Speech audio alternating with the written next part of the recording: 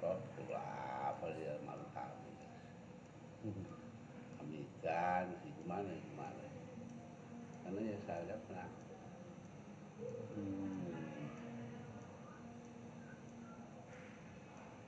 saya udah tahu kan wah kalau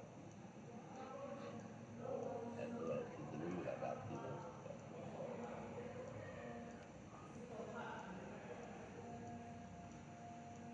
karena lemahnya pimpinan itu meninggalkan aslinya atau tidak kiprahnya itu tidak berpolitik praktis kehidupan tidak ada itu kalau tadi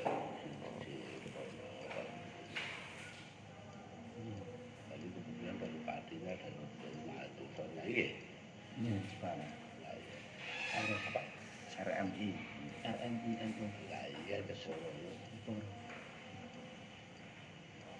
terusnya sih tentu saya NU ya komunisme RMI-nya itu udah politik royoan jabatan sewa tapi mereka yang kalah di PKB balapan yang menang dari pengurus yang kalah melo NU nah itu saya betul sih hari ini yang namanya Hasim Mudatus pikirannya mau di caranya gak terganggu menjadi calon wakil presiden NU gede nih kalau dijadi wakil presiden zaman dulu Dewa Asing, Dewa Sani, Dewa Fasdu itu sangat bangga kalau tidak jadi pegawai negeri tidak ada urusannya dengan negara itu bangga sekarang kabeh butuh dari pegawai negeri itu bangga adalah terus NU dianggap sak generasi di gua itu aja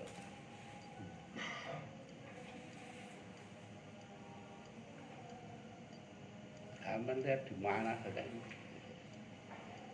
orang NU itu ya yang kalah bertanding kalau ke NU bangunan itu menang sih memilih ternyata rumin atas memiliki Pak sing RMI Jepara nih lah nama rumin atas nyantri memiliki terus teng Iran Iran nggih niki wangsul belajar khidmat masyarakat di lewat RMI ini Irannya di mana Dikum Dikum lama Dikum 1 tahun Hah? 1 tahun oh cuma 1 tahun di Hauzah apa di luar di Madrasah Imam Mahdi Hauzah Ilmiah Madrasah Imam Mahdi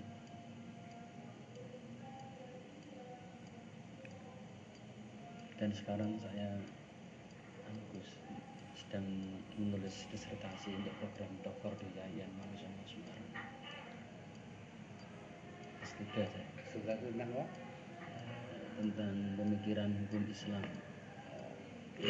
saya mau mengangkat tentang hukum demokrasi dan kekuasaan di Indonesia dan yang membimbing saya sekarang ini Profesor Cipto Harjo di Undip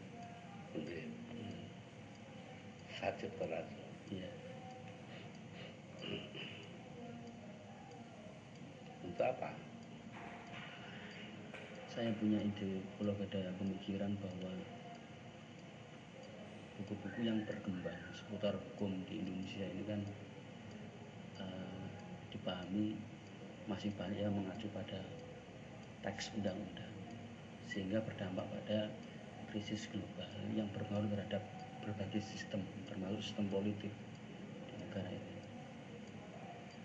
kata beliau. Lalu saya mencoba ingin hukum itu sebetulnya adalah terkait dengan dinamika sosial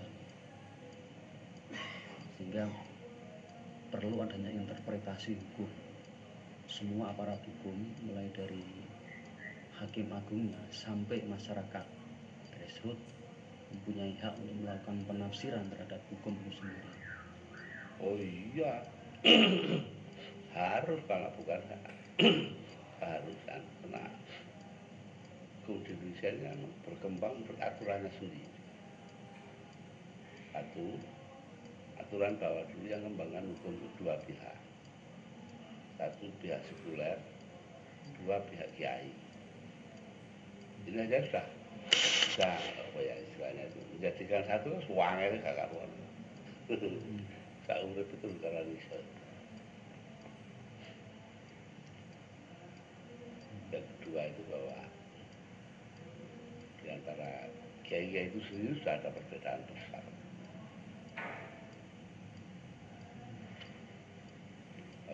Dalam Islam itu mereka dibagi tidak hanya hukum, ada tasawuf, ada ilmu kalam, ada ilmu hukum loh, gitu loh. Lah telu ini kayak punya diktinya maunya sendiri-sendiri.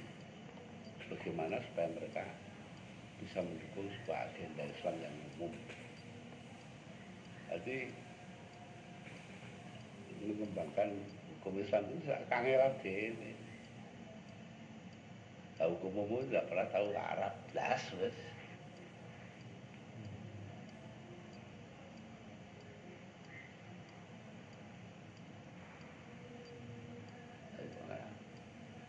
Sulit bagi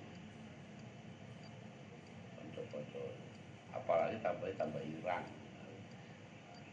tambah ngerti. Tapi tidak apa-apa, ya harus begitu kok. Harus begitu, mau diapakan. Kita kan tidak boleh nawar-nawar. Antara masyarakat di mana. Lain saya sama dulu saya pernah. Sekarang ini saya coba ngaji-ngaji supaya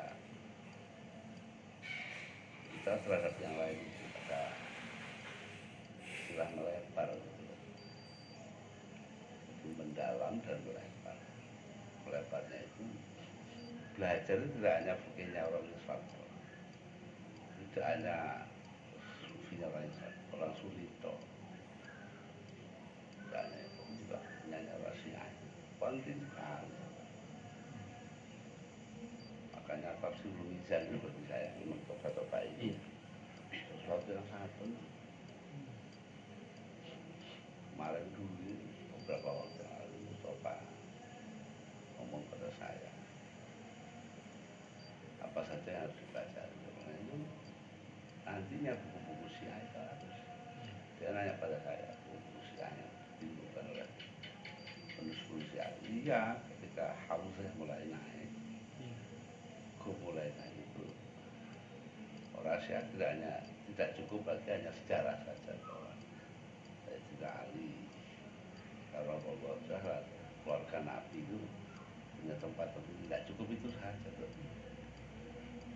Nah ini caranya adalah bener Syiah timbang-timbang belajar nama Sunni kitab yang ilmiahnya. Mereka pasti pekerjaan kiai-kiainya bidang fikih, bidang ini lah. Habis kayaknya dibagi, maksudnya juga diberi kerjaan. Akhirnya muncullah apa yang dinamakan usul fikih Syafi'i, fikihnya usul fikih Syiah, fikihnya Syiah gitu loh. Nanti lama-lama ada ilmu alatnya Syiah loh. Iya ya, Lu sering menemukan yang alatnya itu. Ya belum, itu lama-lama loh.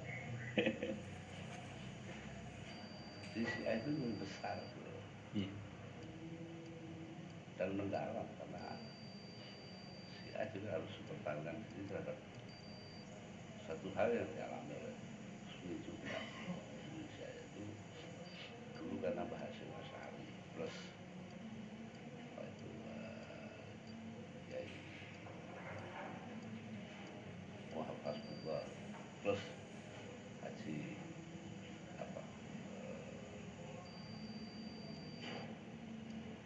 Cokrawinoto itu Bapak Anwar Cokrawinoto asal Jepang itu siapa sih? Harus Pak Bung Karno. Amoros Baik Bung Karno. Ya bapaknya ngomong itu mereka bertiga itu tiap hari Kamis ketemu di Surabaya mulai tahun 1919. bicara tentang hubungan antara Islam dan nasionalisme. Jadinya malah muncul Islam yang belum pernah dikenal orang. Jika orang Turki ribut sekarang bagaimana orang itu bisa menjadi Muslim, menjadi Muslim, tapi pada saat yang sama juga menjadi nasionalis. Nah, kita sudah lipat itu, nggak diomongin lagi. Otomatis itu saja. Itu dalam 2-3 dokumen besar. Satu pertemuan tahun 1919, sekali kemudian 2 tahun 1945 oleh Kongres NU Kamar NU Banjarmasin 9 memutuskan kita wajib mendirikan kerajaan Islam di negara Islam. Lalu yang ketiga adalah diskusi-diskusi tentang Islam dan kebangsaan.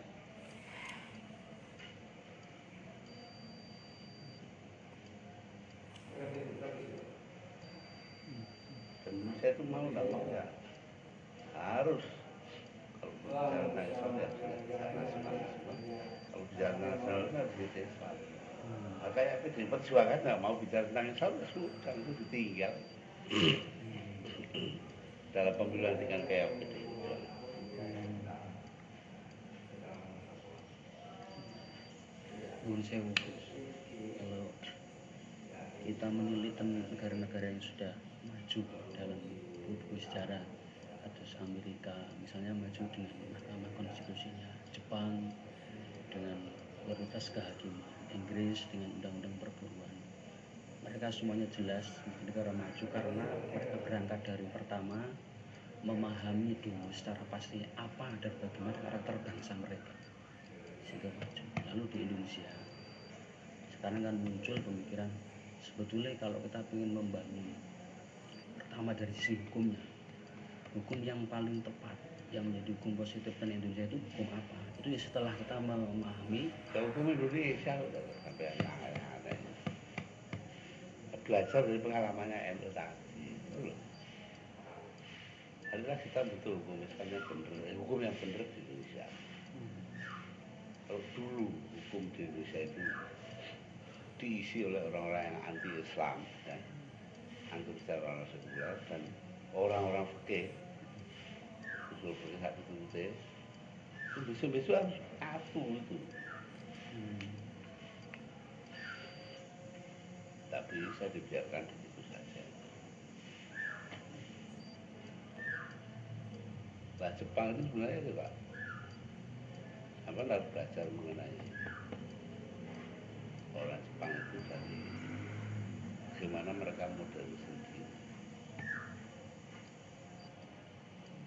Itu sebenarnya bukan melalui apa yang sampai bilang tadi, melalui proses meninggalkan ekonomi imitasi menjadi ekonomi yang benar. Nah itu Iwan itu terkenal sekali dalam hal itu. Segera setelah Perang Dunia Kedua, mulai tahun 35 sampai ke tahun 50 dia mati. Dia nggak jadi Perdana Menteri yang sudah mati, menjadi Perdana Menteri sudah mati.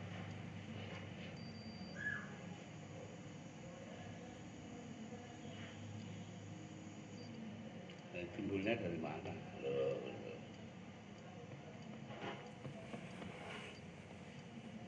Tokoh yang paling saya kagumi ya termasuk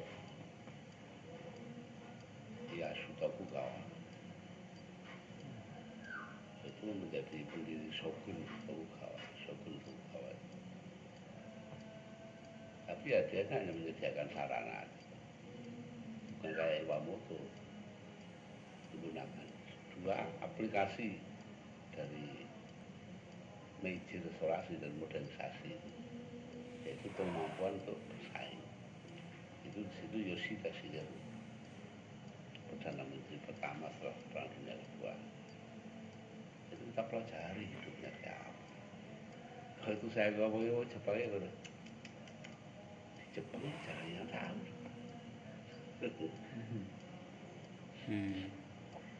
Duduk pada Amerika, Jepang itu. Memang ya enak, metu jenenge Hitachi, metu jenenge Toyota, metu jenenge Koiki, Sanyo. Tapi itu semua kan ilmu-ilmu terapan. Yang baku dari dalam itu kan enggak ada.